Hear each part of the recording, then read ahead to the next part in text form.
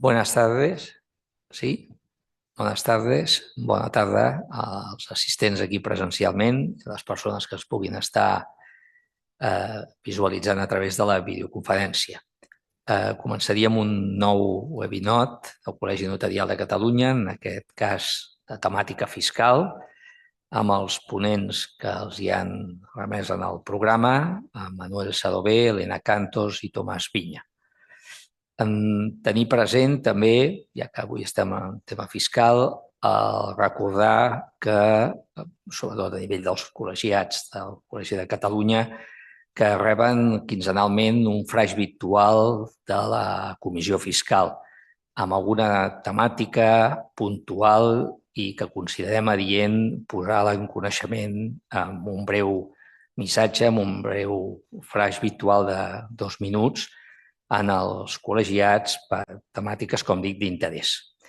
Dit això, no m'estendré, entraríem amb les tres, sobretot les dues ponències que explicarà Manuel Sadové i Elena Cantos, i després el company Tomàs Viña farà alguns comentaris a resolucions o sentències que s'hagin publicat. Potser pot fer un cert temps, però que es consideren d'interès dintre de la Comissió Fiscal i que aleshores ell les ha preparat per poder-les exposar aquí en el dia d'avui.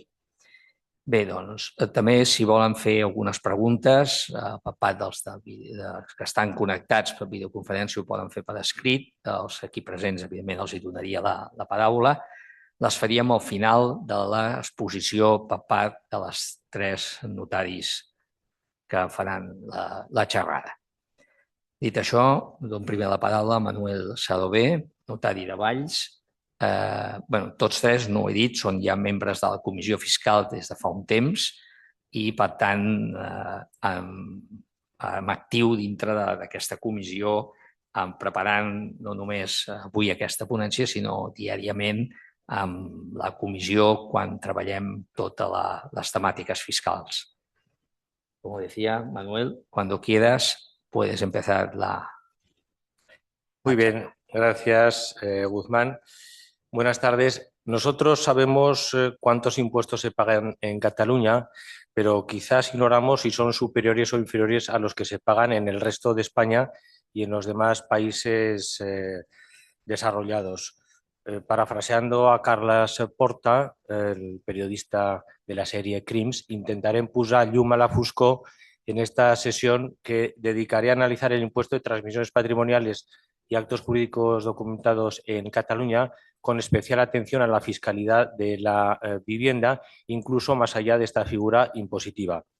Para ello, tomaremos como punto de partida un informe que publica anualmente la Tax Foundation, que es una institución que, tras analizar con detalle la normativa fiscal de las autonomías en 4 impuestos, renta, patrimonio, sucesiones y donaciones y transmisiones y actos jurídicos documentados, elabora un ranking sobre la competitividad fiscal de las diferentes autonomías, entendiendo por más competitivas aquellas que dispensan un trato fiscal más favorable a los contribuyentes y que, por tanto, a priori son un polo de atracción de riqueza, inversión y talento. ¿Qué lugar diríais que ocupa Cataluña en este ranking?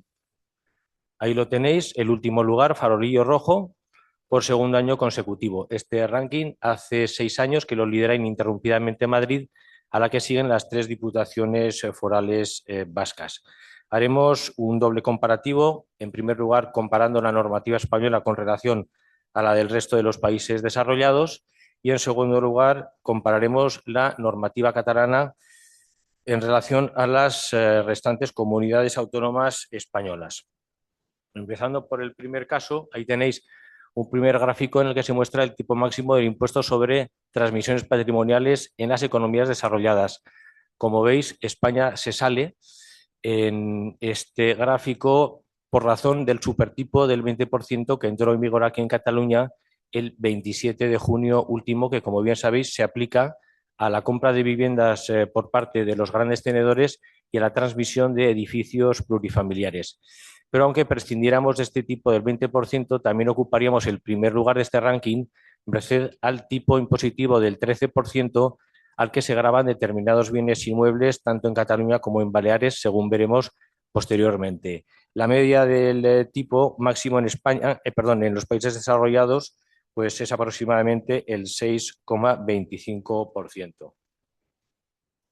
En este segundo gráfico que elabora el Instituto de Estudios Económicos se habla del coste fiscal que en su conjunto tiene la adquisición de viviendas en los países desarrollados. Aquí, como digo, no solo se tiene en cuenta el impuesto de transmisiones, sino todos los que de manera directa o indirecta inciden en la vivienda, entre las sucesiones, entre la renta, entre la plusvalía municipal.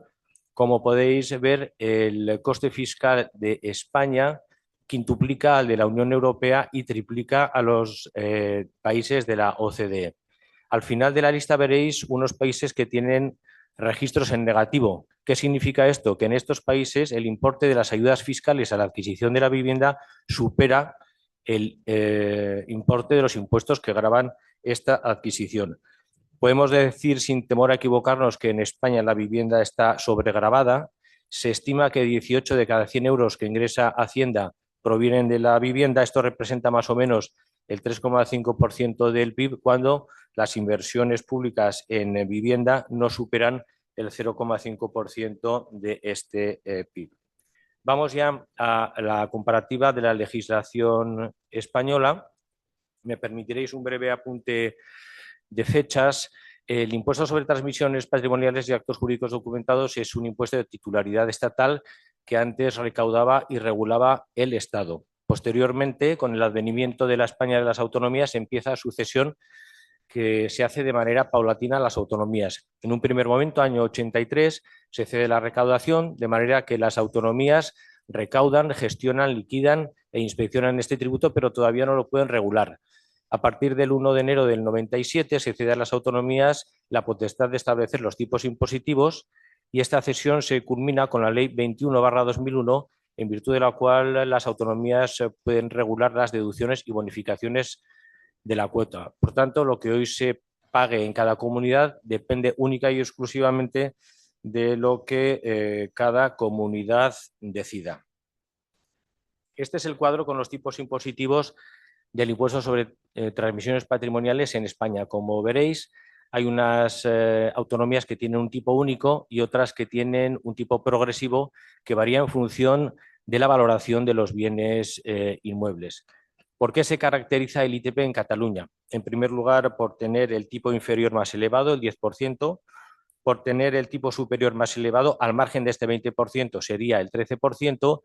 En este caso, igualamos a Baleares, con la diferencia de que en Baleares este tipo marginal de transmisiones patrimoniales se aplica a los inmuebles cuyo valor supere los 2 millones de euros, y aquí a los que superen el 1.500.000 euros. Dos comentarios sobre este gráfico. En ocasiones se acusa a Madrid de dumping fiscal. No es este el caso. Cuando el Estado cede a las autonomías este impuesto, la regulación en concreto sobre los tipos, la norma contemplaba 3 únicos tipos para toda España, a excepción de las diputaciones forales vascas y de la Navarra. Era un tipo único del 6% para la transmisión de bienes inmuebles, 4% para bienes muebles y 0,5% para actos jurídicos documentados.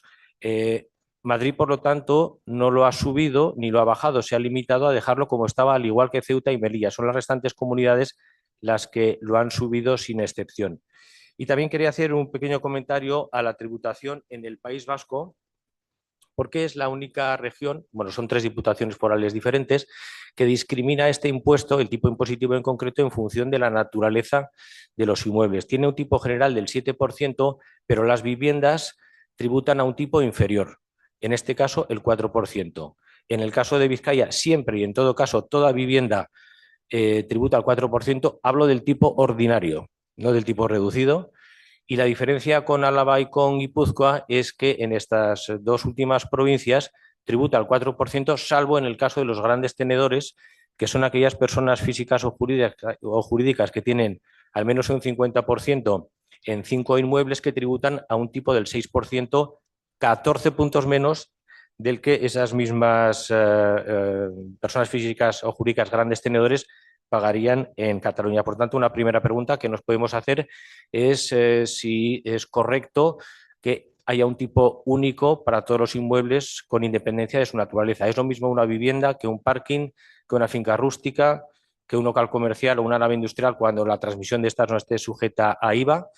Ahí dejo la pregunta. Vamos a continuación ahora a ver la recaudación media por operación. Aquí, como veis, destaca las Islas Baleares porque confluyen en las Islas Baleares los dos datos que explican este dato. En primer lugar, unas bases impositivas muy altas debido a la alta valoración de los bienes inmuebles y un tipo impositivo también muy alto entre el 10 y el 13. Cataluña ya se reduce a la mitad y Madrid no está tan lejos, aunque tiene un tipo impositivo muy inferior al de Cataluña, evidentemente por razón del valor de los inmuebles.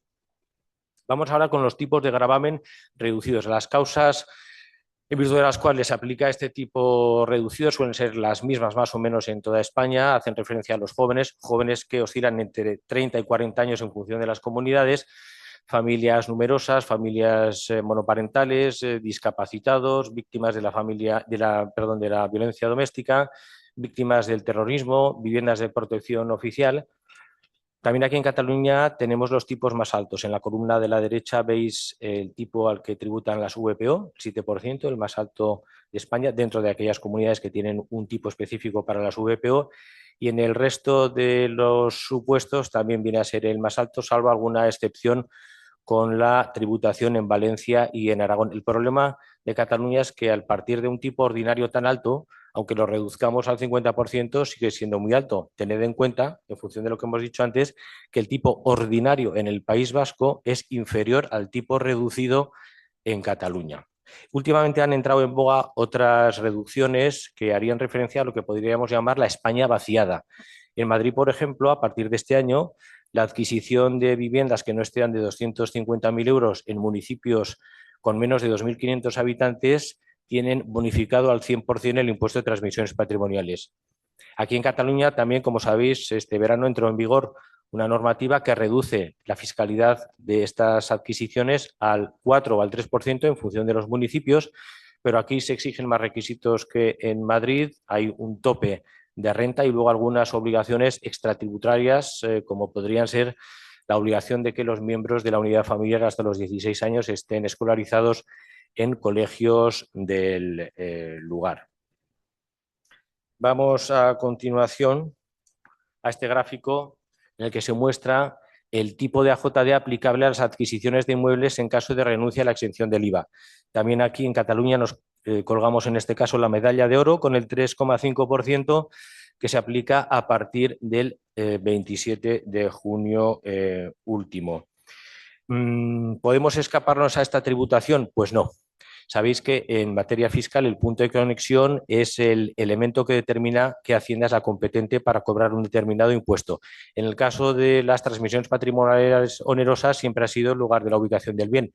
Hubo un momento, no sé, aquí quizás Guzmán, tú recordarás, en el que esto no fue siempre así en AJD, porque en AJD antes se liquidaban los impuestos en la hacienda correspondiente a la notaría en la que se formalizaba la operación.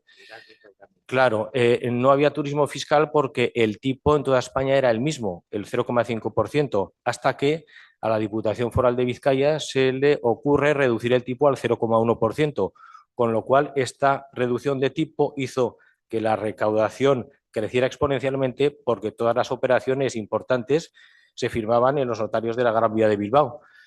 Son años con mucha operativa.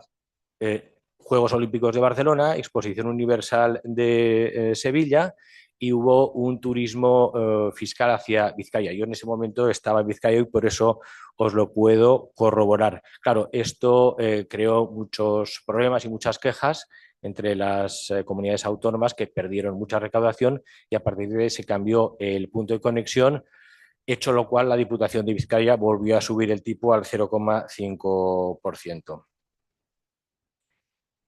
Estos gráficos que también elabora el Instituto de Estudios Económicos muestran la competitividad fiscal inmobiliaria por comunidades autónomas, teniendo en cuenta aquí todos los tributos, no solo transmisiones, insisto, sino renta, sucesiones y donaciones y plusvalía municipal. Como veis, salimos bastante mal parados en esta comparación. Lidera la región con mayor competitividad fiscal, Madrid, con una puntuación de 9,5 y a la cual estamos nosotros con un 2,3. Este es otro gráfico que viene a incidir sobre lo mismo. Si el promedio de coste fiscal en conjunto en España, en las regiones comunes de derecho común, es o equivale al 100, en Cataluña esta cifra escala hasta 226 puntos y en Madrid se queda en 55. Voy a hacer referencia a continuación a la última reforma de Cataluña que entró en vigor el pasado 27 de junio. Las sociedades inmobiliarias critican esta reforma porque consideran que al final todo mayor coste que tengan pues va a trasladarse al adquirente final, porque sabéis que las empresas son muy poco dadas a reducir márgenes o beneficios. Y entonces, bueno, advierten de esto, advierten de que se desincentiva la inversión inmobiliaria en Cataluña. Se han detectado fugas a determinadas regiones que tienen una menor fiscalidad y menos inseguridad jurídica. Estoy hablando en concreto de los mercados de Málaga y de Madrid, aunque hay inmobiliarias que directamente pues, están buscando o trasladando su negocio al extranjero. Aquí también, no todo es materia fiscal, es cierto que desincentiva la inversión el gran intervencionismo que hay sobre todo en Cataluña, con los numerosos derechos de adquisición preferente a favor de distintas comunidades. Derechos que apenas se ejercitan porque las instituciones a cuyo favor se reconocen carecen de presupuesto para ello, pero que demoran mucho las operaciones. Y en ocasiones el ejercicio o no ejercicio no está exento de polémica. Os recuerdo el caso de la Casa Orsola de Barcelona, no sé si lo recordáis. Este es un edificio que en el 2021 se vende por 5,4 millones de euros. El ayuntamiento no ejercita su derecho de adquisición preferente y posteriormente en el 2025 lo acaba adquiriendo por 9,2 millones de euros porque hubo una protesta de los inquilinos que iban a ser desahuciados. Yo soy especialmente crítico con la supresión de la bonificación del 70% que se reconocía a las empresas que adquirían unas viviendas para rehabilitarlas y venderlas en un plazo no superior a los 3 años. ¿Y por qué soy crítico? Porque a mi juicio esta operativa tenía tres ventajas. En primer lugar, dotaba de viviendas, si no nueva, seminueva, a los adquirentes, sobre todo en aquellas localidades que carecen de obra nueva. Todos preferimos, como diríamos aquí en Cataluña, adquirir una vivienda nova de trinca que a rehabilitar, porque no todo el mundo tiene ni los conocimientos, ni el tiempo, ni los medios para encarar una rehabilitación. De hecho, esta mañana escuchaba en la radio que debido a la escasez de mano de obra, hay obras de rehabilitación que se están demorando hasta más allá del verano del año que viene. En segundo lugar, contribuía, sobre todo en pueblos pequeños como el que, en el que estoy yo, a dinamizar la economía, creaba empleo. Todos los gremios pasaban por esos pisos y también, claro, contribuía a recaudar más impuestos porque todas las facturas de estos gremios, lógicamente, pagaban su IVA correspondiente. Y en último término se modernizaba el parque de viviendas. Gran parte del parque de viviendas de Cataluña está muy avegetado, sobre todo hay cascos antiguos en las localidades pequeñas y medias que literalmente se caen a pedazos. Entonces, si no contribuimos a su rehabilitación, acabarán convirtiéndose en guetos con todo lo que un gueto trae consigo. Eso impide además que se materialicen las obras de supresión de barreras arquitectónicas, todo lo que hace referencia a la movilidad y que tampoco se apliquen pues, las normativas sobre eficiencia energética. En suma, yo creo que es un error. Hacienda adujo que la mitad de las empresas luego no revendían esta vivienda a los 3 años, pero yo entiendo que es un argumento un tanto insuficiente porque por el hecho de que algunas no cumplan no hay que penalizar a las que sí lo hacían y en segundo lugar porque en ningún caso supone una pérdida de ingresos para Hacienda porque quien no la revendía en el plazo de 3 años tenía que ingresar el 7% que se había ahorrado en un principio con los intereses de demora. Desde luego, allá donde yo ejerzo, las 2 o 3 empresas que hacían esto han dejado de hacerlo porque no les salen los números. No es lo mismo un 3% que un 10% en el mejor de los casos, porque a nada que tengan 5 más viviendas tributan al 20%. Claro, 17 puntos es mucho margen para que la operación pueda seguir siendo interesante. Yo creo que la finalidad de esta reforma de 27 de junio es claramente recaudatoria. Prevén ingresar 220 millones de euros más al año y no hay que darle más vueltas. Este es un poco el cuadro resumen de lo que ha sido la evolución de la liquidación de este impuesto. Como veis, en el año 2006 hay un récord histórico, coincide con el boom. El año 2007 se pincha la burbuja, empieza a reducirse la liquidación, el suelo lo toca en el año 2008 y ahora estamos en una tendencia ascendente hasta el punto de que este año se espera que supere con creces los 3.000 millones de euros de recaudación. ¿Cuáles son las propuestas de las que se habla a futuro? Pues más de lo mismo. El mes pasado, no sé si alguno de vosotros lo recuerda, Esquerra Republicana presentó en el Congreso una propuesta para que el Estado, curioso, el Estado, no las autonomías, gravara la adquisición de viviendas a partir de la tercera con un 4%, la cuarta con un 8%, la quinta con un 12% y a partir de la quinta un 5% más. Con lo cual, si yo no he hecho mal los cálculos, podríamos ver grabadas en Cataluña viviendas al 37% de impuestos, lo cual pues, es excesivo. Hay también otra iniciativa, por el momento pues yo la he seguido únicamente por la prensa, que es aquella que prevé prohibir las ventas especulativas, es decir, prohibir toda transmisión que no sea para destinar la vivienda adquirida a vivienda habitual y permanente. Yo aquí me pregunto si todo casero, todo arrendador puede considerarse como un especulador. De acuerdo con los bancos, con los datos, perdón, del Banco de España, el 92% de los propietarios que alquilan son personas particulares y de los particulares el 93,4% de ellos únicamente tiene una vivienda en alquiler. Aquí sabemos que ha habido cierta tradición de complementar una pensión sobre cuya viabilidad cada día hay más dudas con la compra de una vivienda para el alquiler.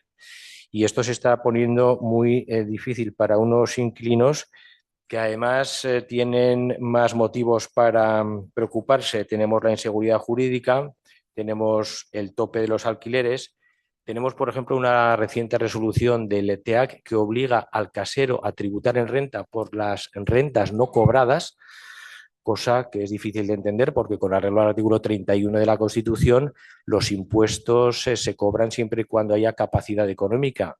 Yo me pregunto qué capacidad económica tiene el casero que no cobra la renta. También está haciendo mucho daño la prórroga ad infinitum del decreto antidesahucios que entró en vigor con la pandemia, como todos sabéis, está vigente hasta 31 de diciembre de 2025 y ya han anunciado la ministra Montero que se prorroga y desde luego si estamos cercanos a unas elecciones, dadlo por seguro. ¿Eso que provoca? El otro día me comentaba el administrador de una sociedad que se dedica al alquiler de viviendas que ellos, por ejemplo, tienen absolutamente descartada el alquiler de viviendas a familias con niños pequeños, puesto que estos son el icono de lo que es la familia vulnerable a efectos de la aplicación de este decreto antidesahucios. El hecho o la consecuencia es que, según publicaba Idealista hace unos días, entre abril y junio los alquileres en Cataluña se han reducido en un 19,4% y en Barcelona en un 21%. Bien, ¿qué conclusiones personales ya puedo trasladaros? Bueno, yo creo que la tributación es excesiva, que hay margen para reducirla, incluso sin merma de la recaudación fiscal, porque en unos momentos en los que las bases imponibles están creciendo a razón de 2 dígitos al año, podríamos obtener la misma recaudación reduciendo el tipo impositivo, es decir, compensar el alza de las bases reduciendo el tipo. En segundo lugar, pues una cuestión yo creo que es muy sencilla y es que no podemos intentar resolver o pretender resolver el problema de la vivienda incrementando exponencialmente los impuestos. Tiene que haber medidas de otra naturaleza. Y concluiré con una pequeña reflexión. ¿Es de recibo que las arcas de Hacienda rebosen a base de gravar la adquisición de un bien de primerísima necesidad como la vivienda? Ahí lo dejo. Gracias por vuestra atención. Muchas gracias, Manuel. ¿Vamos, Elena? Sí. Pues venga, Elena nos va a hablar de diferentes escenarios en el impuesto de sucesiones. Perdón, necesitaría el mando.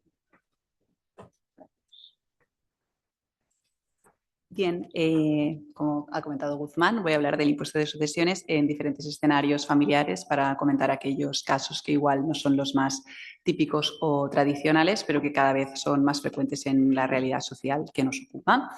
Y voy a distinguir tres bloques, que podemos ver aquí un pequeño resumen. Primero, hablaré de algunas cuestiones fiscales respecto al separado de hecho judicialmente, respecto al divorciado y respecto a la pareja estable.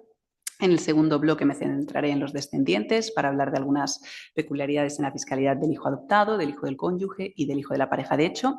Y en tercer lugar, comentar la fiscalidad entre hermanos y la conveniencia de, si se puede, formalizar una relación de convivencia y ayuda mutua, repasando los requisitos y algunos criterios de interpretación de los mismos.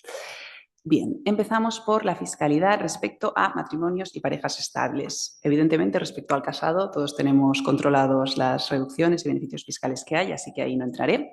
Respecto al separado de hecho judicialmente, bueno, sí que es curioso el diferente trato civil y fiscal que se le proporciona. Sabemos que civilmente en Cataluña está excluido de la sucesión a intestato y en cuanto a la sucesión testada, el artículo 422.13 del Código Civil catalán determina la ineficacia sobrevenida por crisis matrimonial o de convivencia cuando dice que la institución de heredero, los legados y las demás disposiciones testamentarias que se hayan ordenado a favor del cónyuge del causante devienen ineficaces si después de haber sido otorgados los cónyuges se separan de hecho o legalmente o se divorcia o el matrimonio es declarado nulo.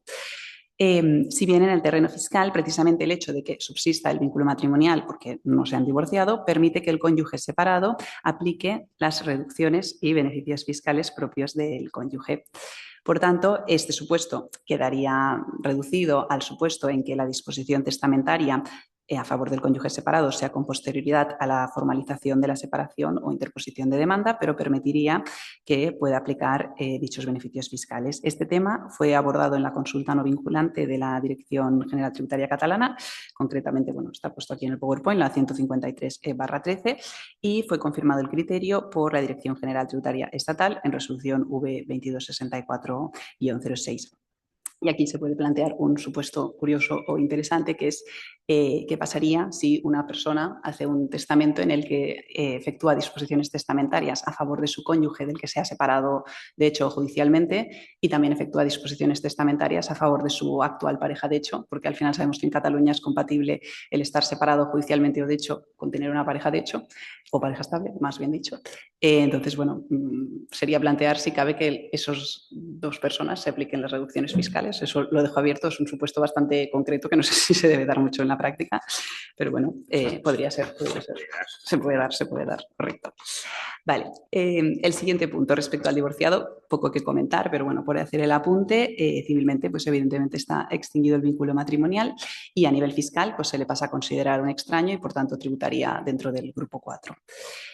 Y las parejas estables. También es curiosa aquí la diferencia entre la regulación civil y la fiscal, puesto que nos encontramos con que el artículo 59 de la Ley 19/2010 de regulación del impuesto sobre sucesiones y donaciones determina la asimilación de las parejas estables a los cónyuges a los efectos del impuesto sobre sucesiones y donaciones. Si bien una excepción en esta asimilación son los beneficios del parentesco por afinidad, puesto que como no existe vínculo matrimonial, se considera que no existe un parentesco por afinidad en el caso de las parejas estables. Así de contundente se mostró la instrucción 4/2006 de aplicación de las reducciones del impuesto sobre sucesiones y donaciones en el caso de las relaciones de afinidad. Y así esta instrucción dice: El parentiu per afinitat només té origen i suport en el matrimoni i amb els parents de la persona casada i no en les unions estables de parella o altres situacions convivencials. En aquest sentit, ja s'ha pronunciat també el TSJ de Catalunya a la sentencia 95/2000. Y en esa sentencia 95/2000 se dijo, en todo caso, la configuración legal del parentesco por afinidad supone el vínculo matrimonial entre dos personas, requisito imprescindible para que exista el parentesco por afinidad con la familia del cónyuge. Incluso si atendemos a la vigente, que bueno, era la vigente en aquel entonces, legislación sobre uniones estables de hecho, la ley catalana de 1998 limita los efectos personales y patrimoniales de la unión a la esfera de los convivientes y de su descendencia y no extiende sus efectos a otros familiares de los interesados ni crea relaciones de parentesco por afinidad. Por tanto, en el caso de que un miembro de la pareja de hecho otorga un testamento en el que efectúa disposiciones testamentarias a favor de familiares de su pareja, no tendría el trato de parentesco por afinidad y, por tanto, pues la carga tributaria en ese caso sería muy diferente estando casado o estando únicamente formalizada la pareja estable.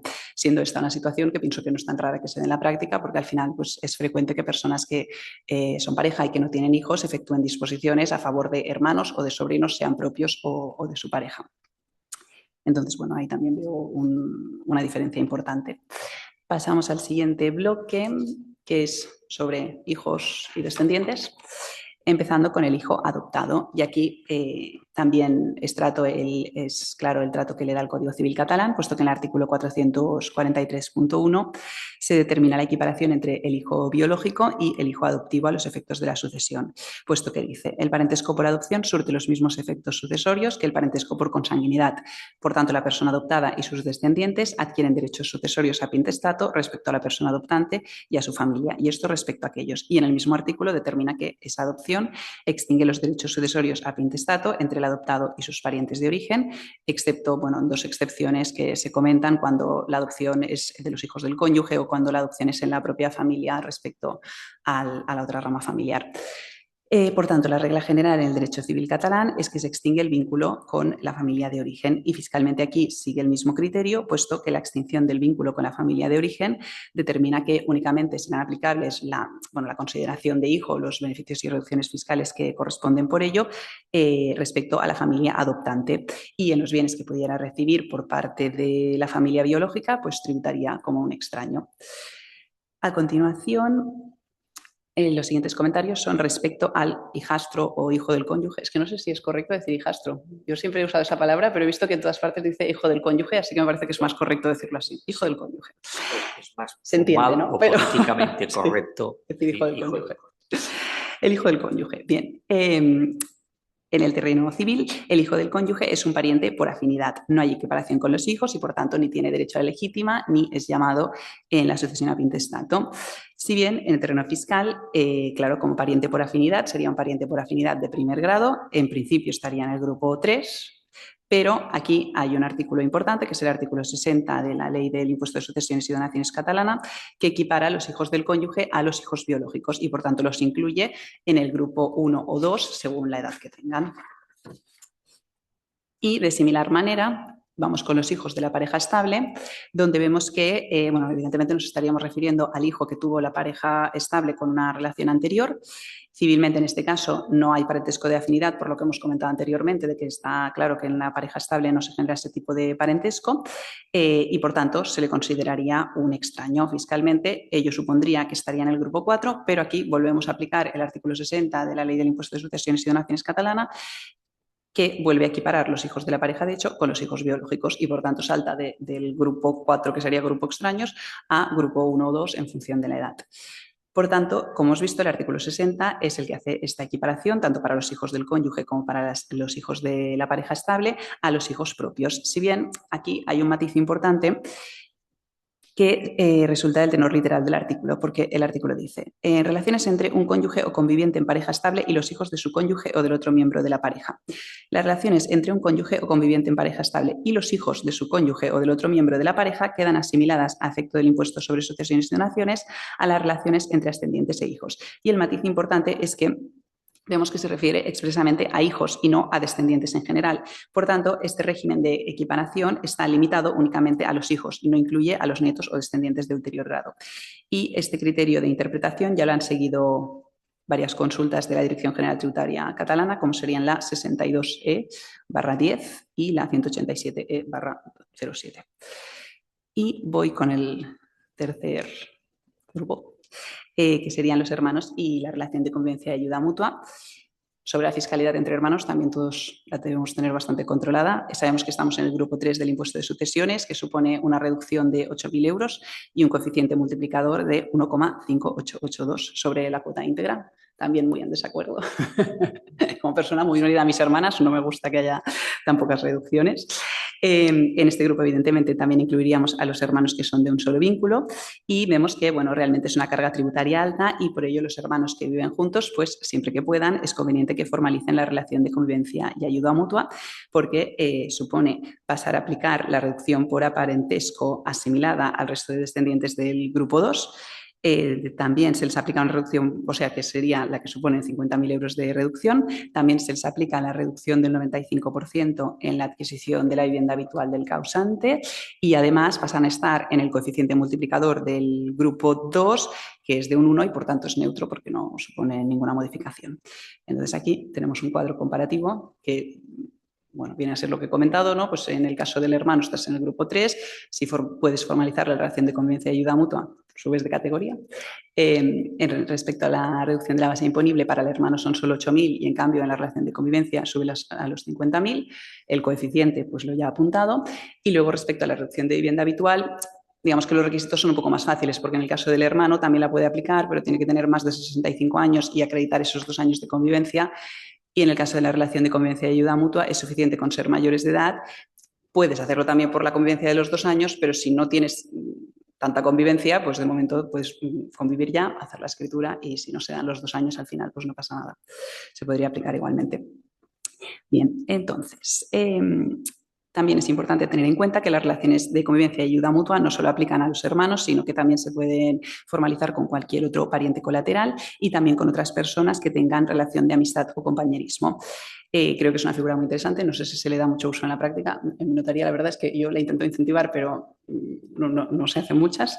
Y en este punto, pues nada, haré un repaso del régimen jurídico de las relaciones de convivencia y ayuda mutua, porque hay algunos requisitos sobre los que sí que ha habido interpretación que es interesante. Entonces, se regula en el artículo 240 del Código Civil catalán. En el primer punto se establece que para formalizarla serían 2 o más personas que convivan en una misma vivienda habitual y que compartan sin contraprestación, que es un requisito importante que después comentaré, y con voluntad de permanencia y de ayuda mutua los gastos comunes o el trabajo doméstico, o ambas cosas. Constituirán una relación de convivencia y ayuda mutua que se rige por los acuerdos que hayan estipulado o en su defecto por lo establecido en el presente título. Sobre el requisito de sin contraprestación, sirve para excluir de esta figura a, como todos los trabajos que son de cuidado y que implican que la persona cuidadora convive con la otra persona que le cuida y que recibe una contraprestación. Entonces, todo ese tipo de relaciones laborales tienen que quedar fuera. Y en cuanto a este requisito, esa interpretación se ha hecho a raíz de un despido en el Tribunal Superior de Justicia de Cataluña, que, bueno, si a alguien le interesa, pues también tengo ahí apuntada la sentencia. A continuación, en cuanto a los requisitos personales, pueden constituir la relación de convivencia y ayuda mutua, como hemos dicho, las personas que sean mayores de edad y que estén unidas por vínculo de parentesco en línea colateral sin límite de grado y también las de relación de simple amistad o compañerismo. Y aquí viene también un punto importante, dice, siempre y cuando no estén unidas por un vínculo matrimonial o forman una pareja estable con otra persona con la que convivan. Por el tipo de redacción se puede interpretar que ese requisito de no estar casado o tener pareja estable sea solo una restricción para las relaciones de amistad o compañerismo, pero como veremos después, no, se aplica a todo el mundo. También en ese mismo artículo se establece que el número máximo de convivientes, si no son parientes, sería de 4. Entonces, el siguiente artículo es sobre los acuerdos que pueden hacer para regular sus relaciones, eso lo pueden ver en la ley. También es importante el tema de la convivencia, que como ya hemos dicho, si se formaliza en escritura pública no sería necesario esperar los 2 años de convivencia. Y es interesante ver el artículo sobre las causas de extinción. Aquí primero, bueno, estas son bastante claras, el acuerdo de todos los convivientes, la voluntad unilateral de uno de los miembros, el fallecimiento de uno de los convivientes y las pactadas por los convivientes. Pero la parte interesante es el segundo apartado, donde dice: si la relación de convivencia se ha establecido entre más de 2 personas, la voluntad unilateral, el matrimonio o la constitución de una pareja estable o el fallecimiento de cualquiera de los convivientes no extingue la relación si los demás continúan conviviendo, sin perjuicio de las modificaciones que pacten. De este artículo se puede deducir que todas esas causas, si la relación es de 2, sí que implican su extinción, y entre ellas se enumera el matrimonio y la formalización de la pareja estable, y lo expresa sin distinguir si son colaterales o no, por tanto, pues resolvería la duda planteada anteriormente. Y solo seguiría adelante la relación de convivencia y ayuda mutua, pues eso si fueran más de 2 y se continúa con la convivencia. Y en este sentido también se ha pronunciado la Agencia Tributaria Catalana en la consulta 2011/02, donde también ha indicado que la persona que tiene un vínculo matrimonial no puede formalizar la relación de convivencia y ayuda mutua. Digo, vínculo matrimonial o que tenga formalizada pareja estable. Por tanto, los colaterales que conviven pero están casados con otras personas no pueden ser considerados relación de convivencia y ayuda mutua, pero sí que pueden beneficiarse de la reducción de vivienda habitual si cumplen los requisitos que hemos visto antes, porque recordemos que esa reducción sí que se puede aplicar si la persona beneficiaria es un pariente colateral mayor de 65 años y que ha convivido como mínimo los 2 años anteriores a la defunción del causante. Y con esto concluyo mi exposición. No sé si me ha quedado un poco breve, pero bueno, se compensó. Nada, a mí me ha parecido interesante pues, el diferente trato que hay entre pues, la regulación civil y la regulación fiscal, que es un poquito más amplia. Ahí es un poco de desahogo, porque permite más supuestos. Efectivamente, sí, aquí parece que sí, que el tratamiento fiscal a veces tiene en cuenta las situaciones familiares y el trato ya no es tan exigente como parecería si aplicáramos la normativa civil a rajatabla, al peu de la letra, que diríamos. Sí. Vale, tenemos las 2 ponencias. Vamos ahora a Tomás Viña, ¿vale? Nos haces algunos comentarios, alguna resolución y sentencia, y entre tanto vamos a ver si hay algunas preguntas y así ya las iría preparando para exponerlas. Bueno, muchas gracias, Guzmán. Pues nada, en esta parte de la conferencia vamos a tratar 2 resoluciones, 2 consultas vinculantes de la Dirección General de Tributos y una sentencia del Tribunal Superior de Justicia de Cataluña. Vamos a empezar en primer lugar con la consulta vinculante 664/2025 de la Dirección General de Tributos, que ya nuestra compañera Paz Juárez tuvo ocasión de exponerla muy brevemente por razones de brevedad expositiva en el último flash fiscal, y ahora pues con un poco más de tiempo la vamos a desarrollar. El supuesto de hecho planteado es muy sencillo. Se trata de un consultante que pregunta a la Dirección General de Tributos cuándo se produce el devengo de la siguiente operación. Se trata de una compraventa de un inmueble con un precio aplazado en el que se estipulaba la condición suspensiva de que se adquiriría la propiedad con el pago del precio. Aquí vemos cómo la Dirección General de Tributos, ante la escueta pregunta planteada por el consultante, establece o distingue que si la venta está sujeta a IVA, en tal caso, el devengo se produciría con el otorgamiento de la escritura pública, sin esperar a que se pague el precio. Y ello por un motivo muy sencillo, porque el impuesto en su modalidad de actos jurídicos documentados está gravando no la transmisión de la propiedad, sino lo que grava es el otorgamiento de la propia escritura pública. Sin embargo, parece ser que lo verdaderamente interesante es cuál es la fiscalidad en el caso de que la venta estuviera sujeta a transmisiones patrimoniales onerosas.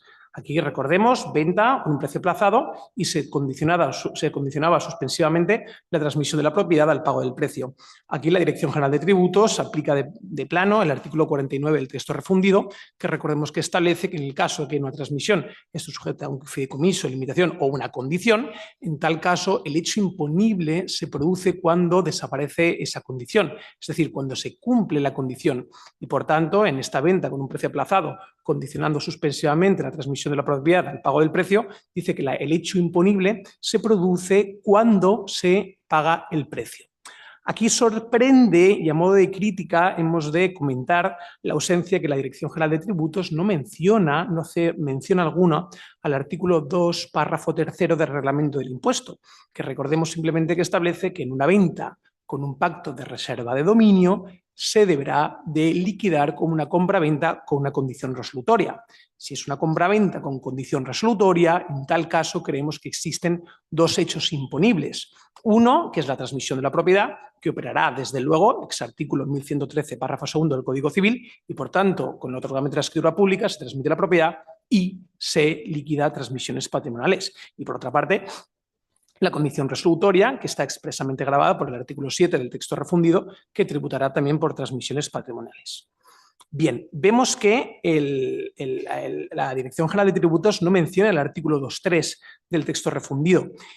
Lo que hay que plantearse es los motivos de esta omisión y siguiendo autores como Máximo Juárez, bueno, se planteaba si esta omisión ha sido un error involuntario de la Dirección General de Tributos, pero parece ser que puede ser, siguiendo a Juárez, que aquí el artículo 2.3 está estableciendo una extralimitación. En tanto en cuanto un reglamento lo que debe hacer es desarrollar una norma, no contradecirla ni modificarla. Y claro, establecer por vía reglamentaria que una venta con pacto de reserva de dominio es una condición resolutoria o debe tributar como una condición resolutoria cuando está bastante claro que es una condición suspensiva, sería en cierto modo una extralimitación. Y quizá esto sería uno de los motivos por los cuales la Dirección General de Tributos no hace mención alguna al artículo 2.3 del texto refundido.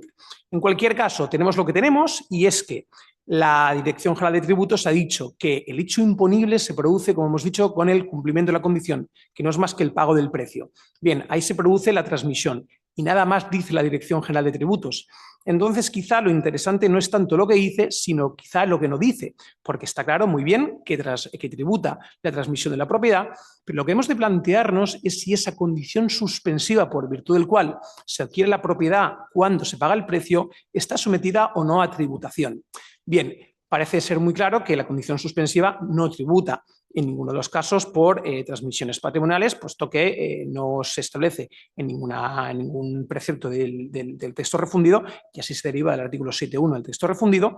Y lo que, siguiendo a Juárez, queremos que esta condición suspensiva sí que debería de tributar por actos jurídicos documentados, había consideración de que cumple la totalidad de los requisitos del artículo 31.2 del texto refundido. Es decir, en primer lugar, la condición suspensiva no tributa por TPO, a diferencia de la condición resolutoria que sí que tributa. En segundo término, consta en escritura pública. En tercer lugar, qué duda cabe, tiene un contenido económicamente evaluable, que no es más que el precio aplazado y las posibles contingencias que se estuviesen garantizando.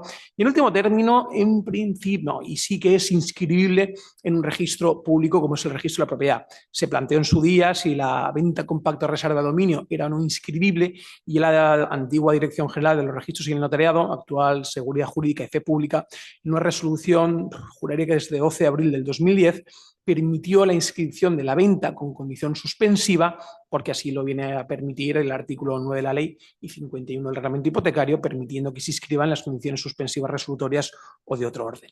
Entonces, a modo de compendio y concretando esta consulta, vemos cómo la Dirección General de Tributos entiende que la transmisión de la propiedad opera con el cumplimiento de la condición. Aquí nace el hecho imponible, ex artículo 49 del texto refundido, y siguiendo a Juárez, seguramente esa condición suspensiva debería de tributar por AJD por cumplir los requisitos del artículo 31.2. Dicho esto, vamos a la segunda de las consultas. Hablamos de la consulta 1106/2025. Es un supuesto, de hecho, muy sencillo. Hablamos de un consultante que plantea a la Dirección General de Tributos si la aportación de un bien a la sociedad de gananciales a título gratuito está sometido a tributación. La Dirección General de Tributos responde diciendo que, efectivamente, si la aportación a gananciales es a título oneroso, tributa por TPO, pero está exenta. Por otra parte, si es a título gratuito, en un primer momento podemos plantearnos si esta atribución estuviese sometida al impuesto de sucesiones y donaciones, cosa que descarta frontalmente nuestra Dirección General de Tributos habida cuenta de dos argumentos. En primer lugar, que la aportación a título gratuito de un bien a la sociedad de gananciales no está la aportación gratuita, es decir, no existe una liberalidad del bienhechor, como dice el Código Civil, sino que en el fondo lo que se hace es la aportación de los bienes para el sostenimiento de las cargas del matrimonio. Y por otra parte, porque tampoco puede estar sometido al impuesto de donaciones, habida cuenta de que el impuesto de donaciones, claro, somete a tributación las liberalidades que se realicen a personas físicas. Claro, la sociedad de gananciales no es una persona física, no es jurídica, pero vaya, en cualquier caso no es una persona física y por tanto no lo podemos someter al impuesto de donaciones. Añade que es verdad en la Dirección General de Tributos y apunta el 35.4 de la Ley General Tributaria que dice que pueden ser sujetos pasivos de impuestos, herencias yacientes y el resto de comunidades de bienes, pero en cualquier caso descarta frontalmente que pueda estar sometido al impuesto de donaciones. Lo que se dice es que, cuidado, no está sometido a TPO o está exento, perdón, no está sometido y no está directamente no sujeto al impuesto de sucesiones y donaciones, pero sí que está sometido, con la matización que veremos, a JD, porque cumple la totalidad de los requisitos del artículo 31.2 del texto refundido, pero a su vez el artículo 45 en su párrafo tercero pues lo declara como exento. Pero recuerda la Dirección General de Tributos la obligación de rellenar el modelo 600 como exento. Y en último término, vamos a acabar la exposición con una sentencia del Tribunal Superior de Justicia de Cataluña, que es la 970/2025 de 18 de febrero. Me ha gustado o quería exponerla porque creo que es un supuesto muy frecuente en la práctica. Hablamos de una persona que ha vivido toda la vida en su residencia individual y resulta que, claro, por motivos de Alzheimer y un procedimiento necesita una residencia por una demencia senil y él está en la residencia 7, 8, 9, 10 años y a los 10 años se le acaban los recursos económicos para el pago de la misma residencia. Entonces procede a la venta de lo que en toda su vida ha sido su vivienda habitual. Claro, esta persona que es mayor de 65 años, en principio debería estar amparada, la ganancia patrimonial debería estar exenta por el artículo 33.4 de la Ley del Impuesto de la Renta de las Personas Físicas, que recordemos que establece que la venta de la vivienda habitual por mayores de 65 años está exenta de IRPF. Claro, este artículo 33.4 de la ley hay que completarlo con el concepto de la vivienda habitual, que nos lo da el artículo 41 bis del reglamento del impuesto. El artículo 41 bis del reglamento del impuesto, claro, establece el concepto y por un lado nos dice en su primer párrafo que será vivienda habitual aquella que desde que la toma de posesión una persona hubiese vivido durante más de 3 años, salvo, y este salvo es importante, que hubiese concurrido en una justa causa, pues que hubiera habido una nulidad, separación, divorcio u otra justa causa, como es, por ejemplo, el traslado a la residencia. Y por otra parte, nos dice el artículo 41.3 bis del reglamento que para que la vivienda habitual esté amparada o por la exención de la ganancia, es necesario que desde que se hubiese abandonado la vivienda hasta la venta hayan transcurrido menos de 2 años. Es decir, que si esta persona deja la vivienda y los 10 años hace la venta del inmueble, en principio ya no es su vivienda habitual y debería de pagar la ganancia patrimonial en renta. Sin embargo, el TSJ de Cataluña, en esta sentencia de 18 de febrero del 25, hace una interpretación conjunta y teleológica del artículo 41, párrafo primero y párrafo tercero, entiende que las excepciones del párrafo primero, es decir, que transcurran 3 años desde la ocupación, también son aplicables al último párrafo, es decir, que desde que si han transcurrido más de 2 años desde que desocupas la vivienda hasta que procedes a la venta, procede la exención en la ganancia siempre y cuando exista una causa que lo justifique, como es que no se hayan trasladado a una residencia de ancianos. Pues muchas gracias, Guzmán. Muy bien, Tomás. Muy ilustrativos y sobre todo este último. Yo por ahora, si no voy equivocado, no veo ninguna pregunta, con lo cual aquí los asistentes... No, pues yo me lanzo, ya que nos quedan unos minutos, y si me permitís, empiezo por Tomás. Este último comentario que hacías de esta sentencia del Tribunal Superior de Justicia sobre el tema de vivienda habitual de esta persona, por desgracia tiene que irse a la residencia, a entrar una preguntita. Vale. El tema es, ¿la persona estaba empadronada en la vivienda o no? ¿O este tema... No, la persona estaba empadronada en su vivienda, es decir, era su vivienda. Era su vivienda, sin lugar a duda. Seguía empadronada, pero no vivía en ella. Correcto, es decir, simplemente es una persona que, si no mal no recuerdo, en el 2007, o sea, la compra en el 2004, mentira, en el 2009 se va a la residencia de ancianos y en el 2010, pues lo típico que él alquila para poder sufragar los gastos de la residencia. Pero llega un momento que ni siquiera el alquiler le es suficiente para pagar la residencia. Pero la tiene ocupada por tercero. La tiene incluso ocupada por un tercero. Y claro, en principio decir que lo que hace 10 años fue tu vivienda habitual, claro, que lo siga siendo después de 10 años, pues no parecería en principio lógico para estar amparado por la exención a la ganancia, pero el TSJ dice que sí, porque hace una interpretación integradora entre el 41.1 y el 41.3. Vale. Bis del reglamento del impuesto. Vale, perfecto. Ya está. Se me había escapado. Quizás lo habías dicho el tema de que estaba ocupada por un tercero. Perfecto. Hay un compañero, Jesús Gómez Taboada concretamente, te pregunta, va dirigido también al tema de la aportación al ganancial. ¿La ves la pregunta? Sí, tú, en relación a la Tomás? aportación ganancial es gratuita y onerosa, ojo, puede dar lugar a un incremento patrimonial que puede estar grabado por el IRPF. Muchas gracias por la información. Es correcto. Sí, claro, lo que pasa es que en el tema de la consulta, claro, como sabemos, las consultas de la Dirección General de Tributos se ciñen mucho al tema o a la cuestión planteada. Y de hecho, bueno, es que no se separan nada, pero vamos, que la punta de Jesús está muy bien. O sea, por lo tanto, no sé si Jesús lo hace como pregunta. Yo creo que lo hace más como Como apunte. observación. Como Como observación de que sí tributa.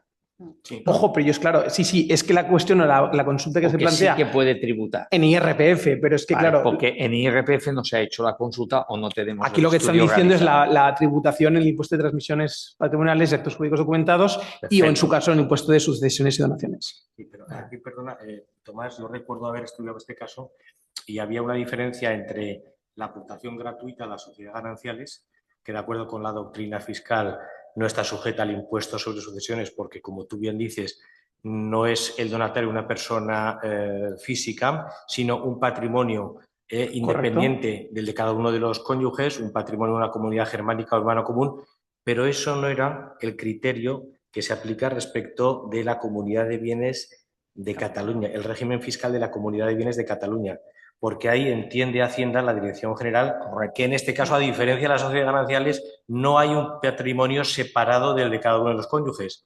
De tal manera, consejo práctico, quienes quieran evitar esta tributación, que no constituyan una comunidad de bienes sujeta al Código Civil de Cataluña, sino que se acojan a las sociedades gananciales, porque en este caso Vale, correcto. en cuanto que el primero, sí. O sea, el de las sociedades gananciales del Código Civil catalán, sí que te la hacen tributar por donaciones. Sí, Sí. porque correcto. entienden que no hay patrimonio separado diferente del de cada uno de los cónyuges. No es Entonces, germánico. Que no es germánico. ¿no? Efectivamente, efectivamente. Claro, Ese es un esta matiz. seguramente estaría establecida respecto del derecho civil común. Sí, Correcto. eso sí, en el derecho civil común no hay ninguna duda y tampoco hay duda de que efectivamente la aportación... A ver, esto que nos han comentado aquí sobre la tributación de IRPF es correcto, es el criterio administrativo. A ver, la no tributación por donaciones, el Tribunal Supremo la resolvió únicamente respecto de este tributo. Ahora hace falta saber si el criterio del Tribunal Económico Administrativo Central de que a efectos de renta sí que hay alteración de patrimonio y tributa, la bendice o no el Tribunal Supremo. Ya. Porque el Tribunal Supremo puede decir, no, el mismo criterio para todos los impuestos, Claro. o solo para sucesiones, y hasta donde yo sé, no se ha pronunciado el Tribunal Supremo. El TEAC seguro que sí. Sí. Sí. Perfecto, muy bien. Y para terminar, quizá yo, Elena, si te parece, con el tema de la convivencia de ayuda mutua, quizá yo mismo me he perdido, y aclarar, Sí. si se ha hecho la escritura pública, Sí. no hace falta transcurrir el periodo de tiempo de los 2 años. Que es convivir, pero entonces no hace falta que sean los 2 años. Yo lo entiendo así. Vale. Sí. Y segundo, convivencia de ayuda mutua, quien esté casado o en pareja no puede Se queda formalizarlo. fuera. Exactamente, correcto, bien entendido. Vale, era claro estos 2 matices. Y luego, por perdona, mi esto, parte. ¿se puede acreditar a posteriori la existencia de una comunidad? De la relación de convivencia y ayuda mutua, sí. Sí, Sí, yo he sí. tenido un caso. Se puede Por hacer eso, es post-mortem. que es interesante hablar de Es esto muy porque interesante, sí. las hay de hecho que se acreditan documentalmente después mediante un acta de notoriedad. No, y que además es algo frecuente. Yo una que hice hace poco eran 3 hermanas, que las 3 habían quedado viudas. Bueno, creo que una había sido siempre soltera, las otras 2 habían quedado viudas y se fueron a vivir las 3 juntas. Y no lo tenían formalizado y lo hicimos post-mortem y claro, es que les cambia muchísimo. Claro. O sea que está bien. Yo tuve un Es una caso, figura lo muy hice por práctica. acta de notoriedad Sí. y tuve éxito. Sí, yo también. Eso no quiere decir que siempre Ya. sabemos que los criterios van cambiando. Muy bien, pues si no hay ninguna pregunta más, pues muchas gracias a todos los asistentes por videoconferencia, mucho más a los asistentes presenciales aquí y a los ponentes por haber dedicado este tiempo pues a preparar esta sesión. Y a ti, Guzmán. No, yo simplemente, como siempre en la comisión fiscal digo, dirijo la orquesta. Nada más. Muchas gracias a todo el mundo. Buenas noches.